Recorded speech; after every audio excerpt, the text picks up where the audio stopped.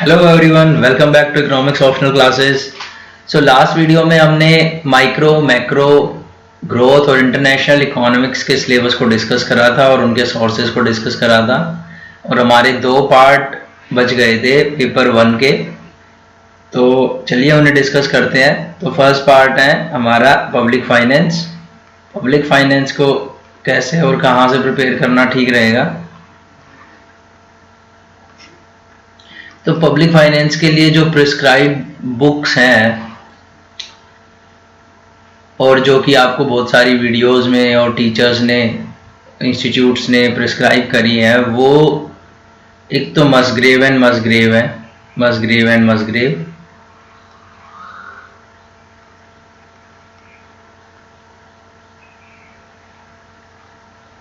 और एक है एच.एल. भाटिया।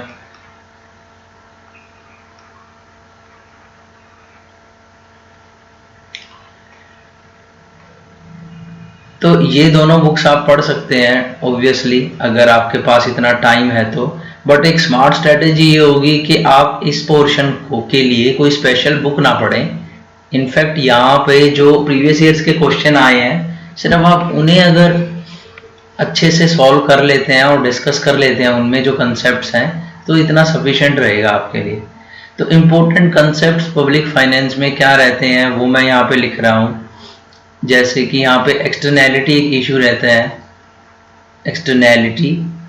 एक्सटर्नैलिटी में ये होता है कि भाई अगर किसी गुड की सोशल कॉस्ट, प्रोडक्शन ऑफ किसी गुड की सोशल कॉस्ट कम है सोशल बेनिफिट से, तो उसकी प्रोडक्शन बढ़ानी चाहिए। केसेस होते हैं यहाँ पे social benefit greater than social cost, or even you can say marginal or individual cost।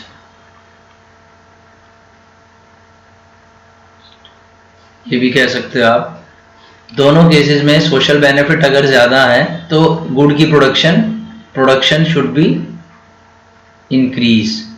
Example के तौर पे लीजिए कि एक नेबर है जो कि एक गार्डन ऑर्गेनाइज करता है और उस गार्डन की वजह से फ्रेश ऑक्सीजन और वहाँ से फ्रूट्स और फ्लावर्स सभी को बेनिफिट होते हैं, उसके आसपास के नेबर्स को। तो उस पार्क को मेंटेन करने की जो कॉस्ट है उससे ज़्यादा बेनिफिट आ रहा है, क्योंकि वो सोसाइटी को टोटल बेनिफिट जो सोशल बेनिफिट है वो ज़्यादा आ रहा है।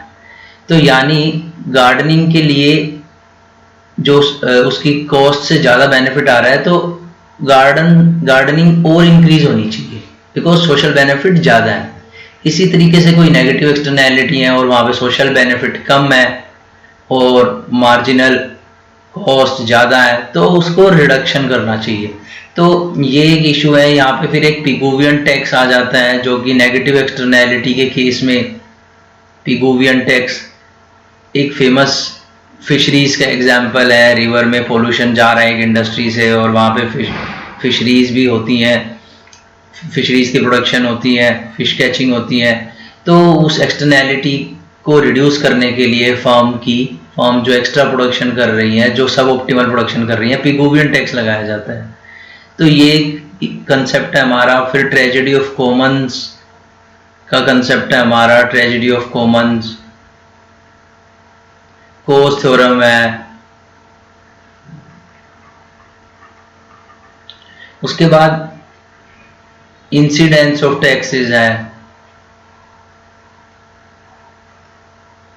इंसिडेंस ऑफ टैक्सेस है। इसको आप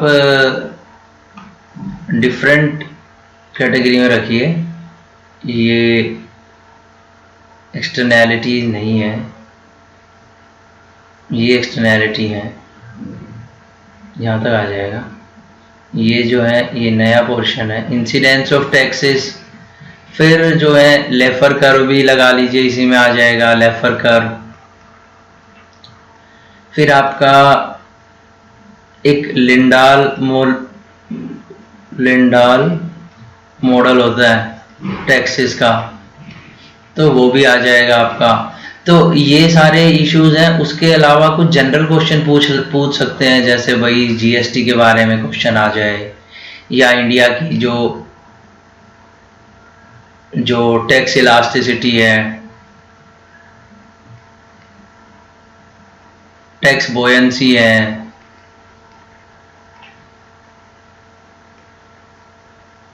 तो ये सब जनरल क्वेश्चन आ सकते हैं। इंडिया का फिस्कल डेफिसिट के बारे में भी आ सकता है। तो ये सब क्वेश्चन जनरल आ सकते हैं। तो ये वाला जो पोर्शन है ये जनरल तो आपका न्यूज़पेपर रीडिंग से और करंट अफेयर से इससे सॉल्व हो जाता है। तो बेसिकली इसमें जो मॉडल्स हैं पढ़ने वाले वो यहाँ पर ये वाले हैं, एक्सटर्नैलिटीज का ये issue, social benefit, social cost वाला, Pigouvian tax, tragedy of common Coase theorem. एक और चीज है जो यहाँ पे प्रूफ आ सकता है आपको करने के लिए डायग्रामेटिक, वो है डायरेक्ट वर्सेस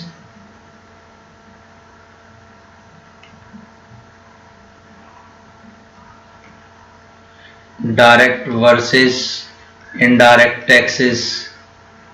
इनमें से कौन सा ज़्यादा डिस्टॉर्शनरी होता है? तो ऑब्वियसली इनडायरेक्ट ज़्यादा डिस्टॉर्शनरी होता है, क्योंकि डायरेक्ट टैक्स कभी आपकी प्रेफरेंसेस को डिस्टॉर्ट नहीं करता है।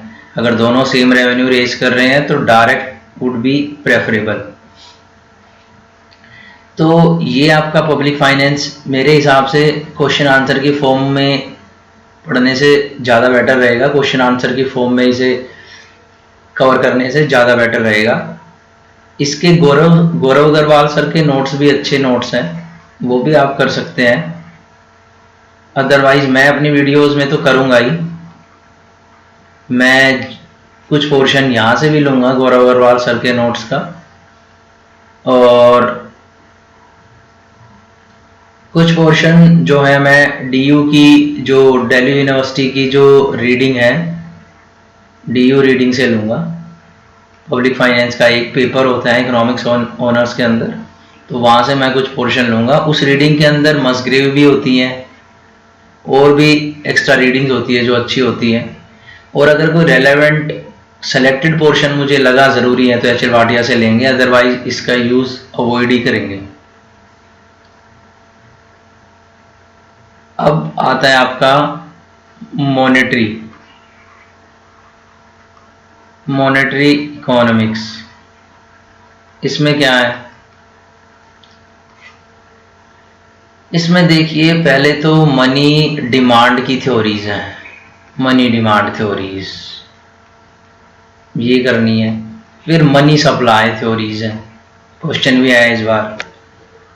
मनी सप्लाई थ्योरीज एक्सोजीनस भी है, एक्सोजीनस और एंडोजीनस भी है। और एंडोजीनस के भी फिर हमने देखा है, जैसे क्वेश्चन में आया था पेपर में, सॉल्यूशन भी कराया मैंने उसका, डिटेल्ड सॉल्यूशन हमारी एक 38 मिनट्स की वीडियो में। ये थी आपकी हॉरिजॉन्टलिस्ट, स्ट्रक्चरलिस्ट,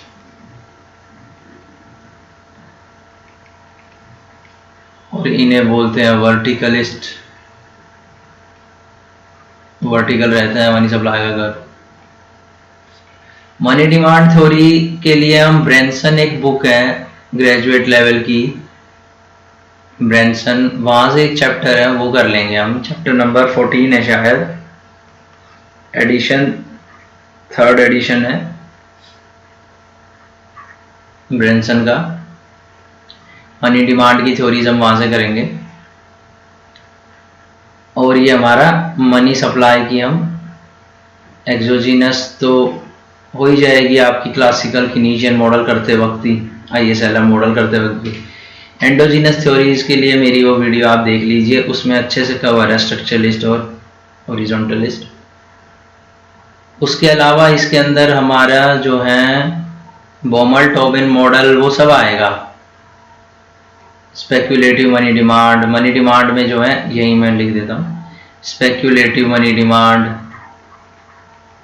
एक फ्रीडमैन का मॉडल है मनी डिमांड का, जनरल मॉडल है, वो ज़्यादा ब्रॉड है और ज़्यादा फैक्टर्स को इंक्लूड करता है। और फिर हमारे बॉमल टोबिन है।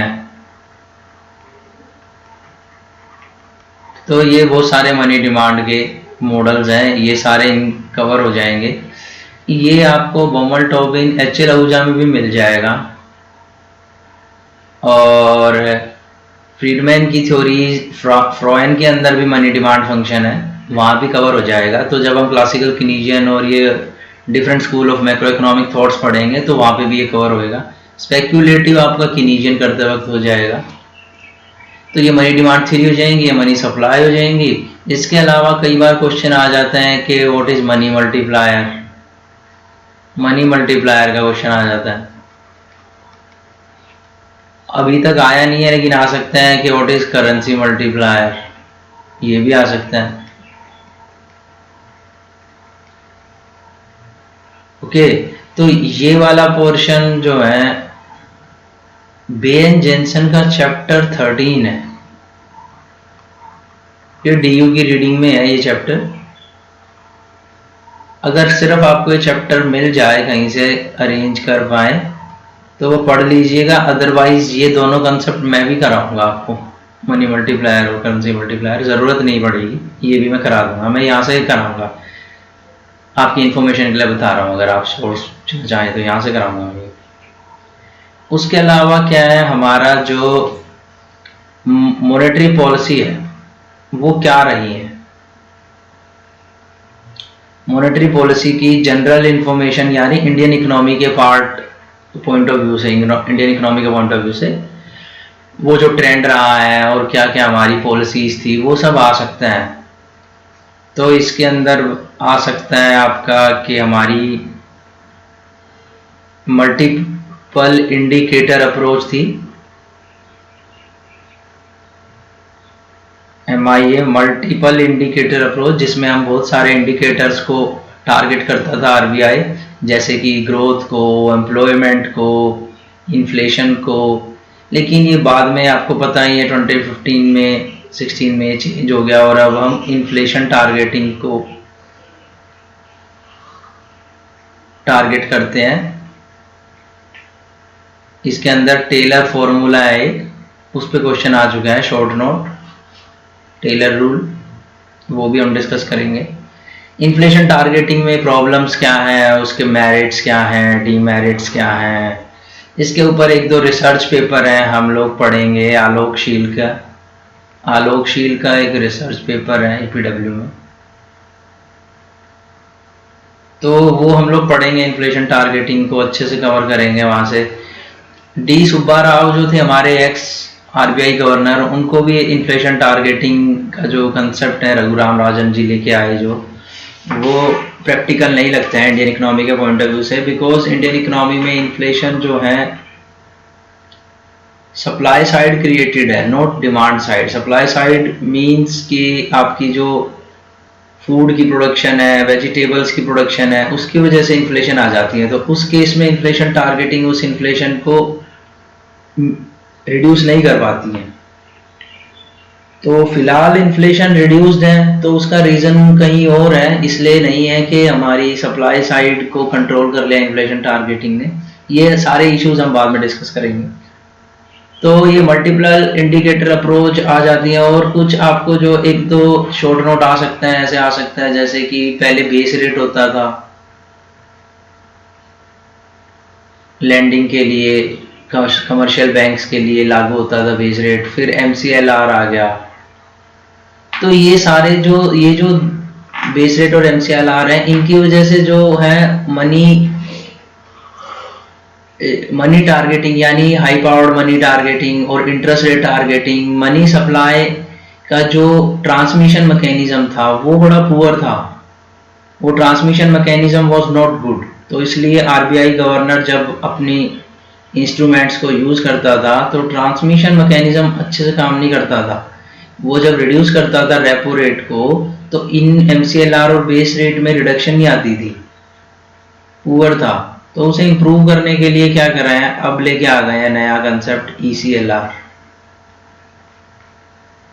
तो ये इस पे शॉर्ट नोट आ सकते हैं, आप इसको प्रिपेयर कीजिएगा। इकोनॉमिक टाइम्स में आया था इस पे एक आर्टिकल, सर्च करेंगे तो मिल जाएगा। तो ये हमारा हो गया है पेपर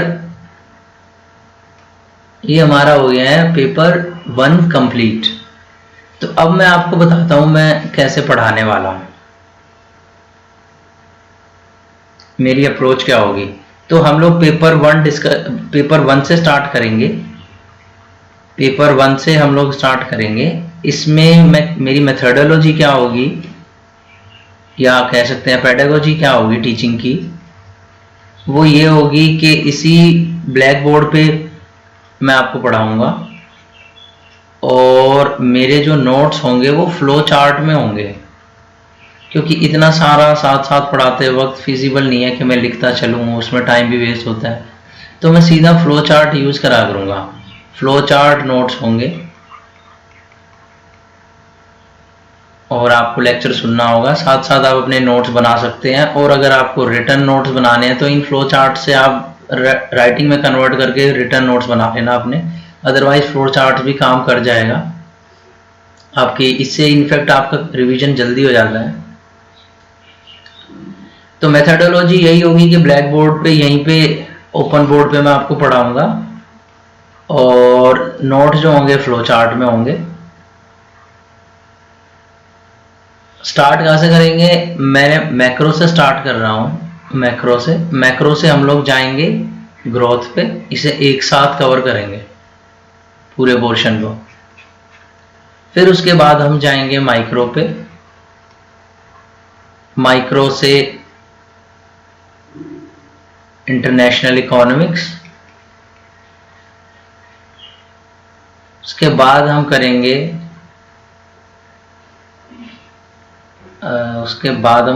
पब्लिक फाइनेंस और कुछ एनवायरमेंटल इकोनॉमिक्स का कुछ छोटा मोटा टॉपिक,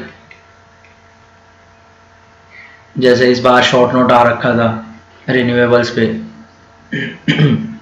तो ये जो मैक्रो है इसी के साथ मैं मॉनेटरी पॉलिसी भी करूंगा, यानी मॉनेटरी इकोनॉमिक्स, क्योंकि वो कॉम्बिनेशन सही बैठेगा मैक्रो का मॉनेटरी पॉलिसी से। तो ये हमारी अप्रोच रहेगी। तो हम लोग जल्दी क्लास स्टार्ट करेंगे, with in 2-3 days I will start. और जब एक बार ये स्टार्ट होगा तो paper 1 with in a month मैं कंप्लीट कर दूंगा। अप्रोक्सीमेटली 40 लेक्चर्स होंगे और हर लेक्चर का ड्यूरेशन जो होगा मैक्सिमम मैं 1 hour 30 minutes ही रखूंगा, इतना ही ड्यूरेशन रखूंगा 40 लेक्चर्स, और कोशिश करेंगे कि इसमें ये सारा कवर हो जाए। अब मैं ये वीडियो एंड करने से पहले आपको कुछ इंपॉर्टेंट चीज बताना चाहता हूं। आपको इस कोर्स के लिए कोई चार्जेस नहीं है, फ्री ऑफ कॉस्ट है ये। बट आपको एक काम करना होगा,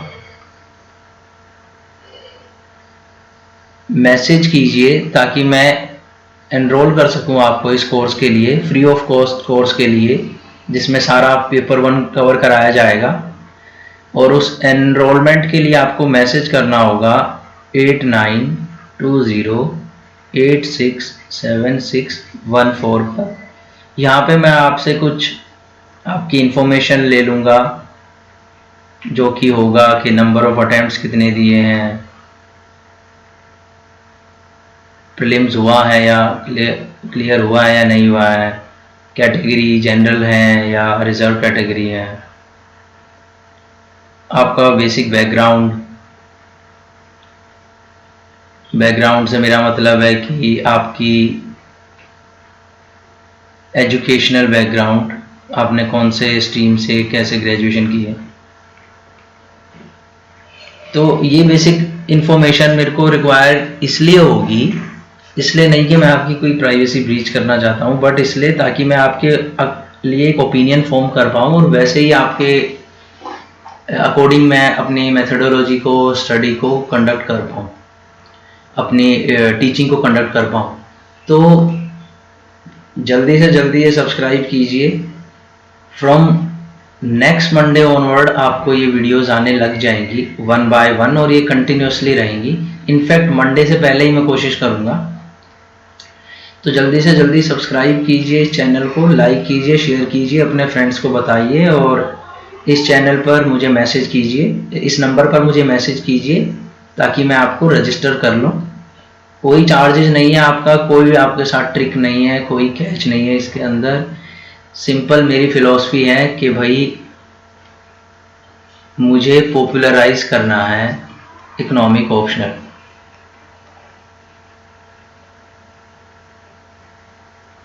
मुझे इकोनॉमिक्स ऑप्शनल को पॉपुलराइज करना है, तो मुझे अभी सिर्फ इस बात पे फोकस करना है कि मैं आप कुछ बच्चों का सिलेक्शन कराऊं और आप सबको ये विश्वास दिलाऊं कि now there exist a credible faculty of economics optional. Last में चलते चलते मैं आपको बताना चाहूँगा कि इससे पहले वाली वीडियो अगर किसी ने नहीं देखी है तो ज़रूर देख लीजिए। उसमें मैंने बताया था कि साइकोलॉजी ऑप्शनल की जो सक्सेस रेट है सबसे हाई है,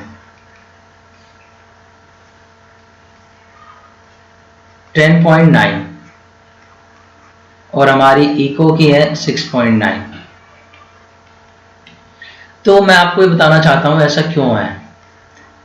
ऐसा इसलिए है बिकॉज यूपीएससी की preparation friends is the balance between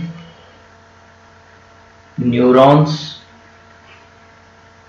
and hormones.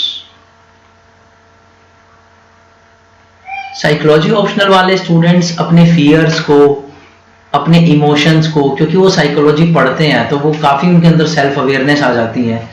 वो अपने इमोशन को, अपने फियर को, अपने स्ट्रेस को, एंजाइटी को बेटर मैनेज कर पाते हैं, और यही एक रीज़न है जो आपकी परफॉर्मेंस इस एग्ज़ाम में एनहेंस करता है। तो अगर आपको, क्योंकि देखिए सभी लोग विजन पढ़ रहे हैं, विजन नोट्स पढ़ रहे हैं, सभी बाजीराम पर जा रहे हैं, उनके नोट्स भी अवेलेबल है, तो एडवांटेज कहाँ लाई करता है? Where is the advantage? Advantage इसी पे लाई करता है कौन अपने इमोशन, अपने फियर, अपने स्ट्रेस, एंजाइटी को बेटर कंट्रोल कर सके। तो साइकोलॉजी ऑप्शनल वाले जो है जनरली उनको समझ आ जाता है कि कैसे उनका कोर्स वर्क ऐसा होता है, उन्हें ये थ्योरीज पता चल जाती हैं, तो उससे काफ़ी हेल्प होती है। ऐसा नहीं है कि वो अपने आप को 100% रिफॉर्म कर पाते हैं, but this exam is all about relativeness, तो वो रिलेटिवली अपने इमोशन को बेटर हैंडल कर पाते हैं और उसका एडवांटेज भी उन्हें मिलते हैं। तो एडवांटेज है ईक्यू मैनेजमेंट में। स्टडी आईक्यू नहीं, स्टडी ईक्यू की ज़रूरत है आपको, क्योंकि स्टडी आईक्यू ने तो बहुत सारी ऐसी वीडियोस और इन्फॉर्मेशन बनानी शुरू कर दी है जिसका कि कोई रेलेवेंस नहीं है आपके एग्जाम से, just because they want to increase subscriber base. मैं यहाँ पे किसी को क्रिटिसाइज नहीं कर रहा हूँ फ्रेंड्स, बट मैं चाहता हूँ कि आप वेस्टफुल इंफॉर्मेशन, ओवर इंफॉर्मेशन ना लें, अपने ईक्यू को हैंडल करिए और एक परफेक्ट प्लान को एग्जीक्यूट करिए, बार बार रिपीट करिए, अपनी हैबिट्स को चेंज करिए। तो इसके ऊपर एक मैं वीडियो बनाऊंगा आगे, और वो वीडियो आपके लिए बहुत इंपॉर्टेंट होगी। वो एक बुक पर है, पावर ऑफ हैबिट। चार्ल्स डुहिग ने ये बुक लिखी है और ये बुक जो है न्यूयॉर्क बेस्ट सेलर है, हैशटैग न्यूयॉर्क बेस्ट सेलर रह चुकी है बुक। तो बहुत अच्छी बुक है, अगर आपके पास टाइम है, जो नए बिगिनर्स हैं वो ज़रूर पढ़ें इसे, बिकॉज एथिक्स में आपका सिलेबस मेंशन्ड है सेल्फ अवेयरनेस। तो बहुत सारे बच्चे क्या करते हैं, इसकी डेफिनेशन रीड कर लेते हैं और सोचते हैं कि सिलेबस हो गया। नहीं, ये सेल्फ अवेयरनेस का मेंशन सिलेबस में इसलिए किया गया है ताकि आप एक्चुअली में प्रैक्टिकली अपने आप को सेल्फ अवेयर बनाओ। तो सिर्फ थ्योरेटिकल नॉलेज नहीं होनी चाहिए सेल्फ अवेयरनेस की, खुद के बारे में, अपनी पर्सनैलिटी के बारे में आपको पूरी समझ होनी चाहिए, तभी आप अपने इमोशन को बेटर कंट्रोल कर पाएंगे और प्रिपरेशन को ज़्यादा कंसिस्टेंट और डिसिप्लिन रख पाएंगे। तो गाइस तब तक के लिए इतना ही। please do contact me because I am going to start this economics optional batch now. Please do contact me on, again I am mentioning my number 8920867614, और नेक्स्ट वीडियो में हम लोग अब अपना सीधा कोर्स स्टार्ट करेंगे, और उसके बाद जैसे ही पेपर 1 हो जाएगा हम लोग पेपर 2 की पहले सिलेबस इसी तरीके से सिलेबस को रीड करेंगे, डिस्कस करेंगे, उसकी माइक्रो रीडिंग करेंगे और फिर कोर्स स्टार्ट करेंगे। तो ये जो वीडियोस हैं अवेलेबल रहेंगी फ्री में यूट्यूब पर, तो आप कभी भी देख लेना, बट फिलहाल मुझे पता होना चाहिए कि कितने स्टूडेंट्स हैं जो विलिंग हैं इस इनिशिएटिव में। तो तब तक के लिए friends, all the best, take care, study well.